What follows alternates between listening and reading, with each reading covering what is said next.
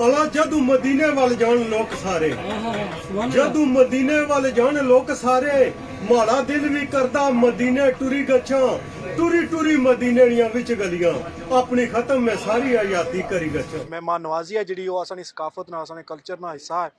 तो इस तरह जो साढ़े मेहमान इतने आशने उन्होंने एजाज़ में बड़िया बड़िया तकरीबात मुनक्कद होनियां, महफिल लगनियां, दोस्त कट्ठे होने और गप शप होनी है। इस तरह अज असाने कुछ अजीज़ हैं जोड़े वतन चो आए हुए हैं। चेयरमैन चौधरी बरकत साहब इसर नाल तल्लक है, उन्होंने बड़ी अच्छी एक सियासी समाजी शख्सियत हैं।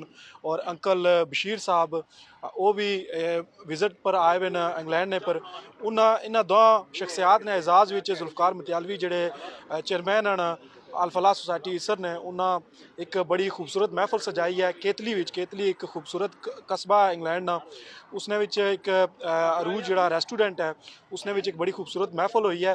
उस महफिल विच बहुत सारे साढ़े दोस्त जमा हुए। चेयरमैन साहब को पूछा कि अज जो तुसें एजाज़ विच महफिल सजाई गई है, क्या आखो दोस्तों के बारे में? जनाब बिस्मिल्लाहिर्रहमानिर्रहीम, बहुत अच्छा इंजॉय हुई है। तो जने बेहतरीन इंतजाम किया खाने शाने ना भी, तुसा सब दोस्तों का भी शुक्रिया जिन्हें इतना टाइम कढ़िया। उठी नजर तो उनके कर्म पे ठहर गई, दिल क्या सवर गया, मेरी किस्मत सवर गई। और हिजरे नबी में आ कहाँ बेअसर गई, तरपे जो हम यहाँ तो मदीने हबर गई। मैंने एक बार कहा कि जोली हाली है मेरी, इतना कुछ मुझको दिया कि मुझसे संभाला ना गया। और उनकी नातों का कभी लब से हवाला ना गया, हो गई रात मगर उसका उजाला ना गया। मैंने एक बार कहा कि जोली हाली है मेरी, इतना मुझको दिया कि मुझसे संभाला ना गया। अपने जुल्फकार साहब ने महफिल सजाई है, तो इन्होंने मैं बहुत बहुत शुक्रिया अदा करना।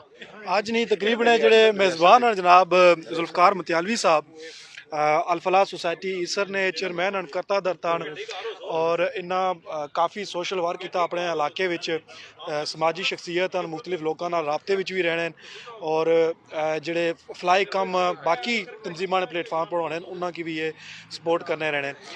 जुल्फकार साहब तुसां अज महफिल सजाई है, बहुत सारे दोस्त इकट्ठे हुए हैं, उन्होंने अपने ख्यालात नाल इज़हार किया है, वेलकम भी किया ने जो सारे मेहमान आए हुए। तुसां कोई पैगाम देना चाहो? बिस्मिल्लाहिर्रहमानिर्रहीम। सब तो पहले जोड़े साढ़े अंकल बशीर साहब चेयरमैन बरकत साहब यूके ने विजिट पर आए हुए, इन्होंने खुश आमदेद आखने, तो इन्होंने शुक्रिया अदा करने कि इन्हें अज टाइम दिता, तो इन्होंने एजाज़ जैसा जोड़े दोस्त मिल बैठे हैं तो गपशप हुई है। बहुत शुक्रिया इफ्तिखार साहब, तुसें एक बार फिर मौका दिता।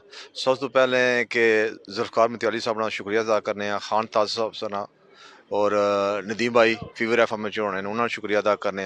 और साढ़े मेहमान आए पाकिस्तान चो चेयरमैन बरकत साहब और साढ़े बड़े भाई लाला बशीर साहब, इन्हें किसे वेलकम करने इतना लीड विच। और खास करी इतना अस दोस्त यार कट्ठे हुए हैं, तो इस सारी क्रेडिट जरा मतियाली साहब की जाना कि इतना सारे मौका दिता ने। शादाबाद पुर रंग रौनक, शादाबाद पुर रंग रौनक, रोवे बसदी बस्ती प्यारियां दी, दिन दुगनी तरक्की शब चौदमियो, दायम रोशनी चन्न ते तारियां दी। जीवे सजन रकीब ना भला होवे, खैर दोस्तां दुश्मनां सारियां दी, तेनू वसदियों सदा ही जुल्फकार वेखां, इहो आरज़ू है असां सारियां दी।